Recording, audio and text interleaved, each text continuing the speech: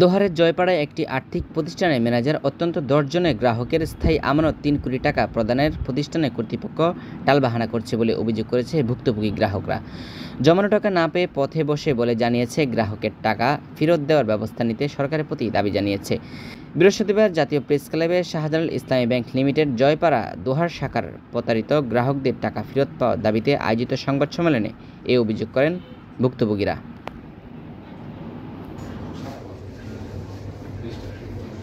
শহীদুল ইসলাম টাকা নিয়ে গেছে, টাকা ছুটির কথা বলছে। আমরা জিজ্ঞেস করছি শহীদুল ইসলাম কোথায়, সে বলছে ছুটিতে আছে এবং নতুন ম্যানেজার হিসেবে মিজানি সাহেব সেখানে স্বীকার করছে এই কল রেকর্ড আমাদের কাছে আছে। আমরা যথাযথ প্রমাণ দিতে পারবো, এতে কোনো সমস্যা নেই। এবং আমাদের এগুলো কষ্টের উপার্জনের টাকা। আমি একজন ব্যবসা করি, সুনামধন্য ব্যবসা করি, আমার ওয়াইফ একজন স্কুল টিচার। সুতরাং এই মর্মে আমাদের এই টাকাগুলো যদি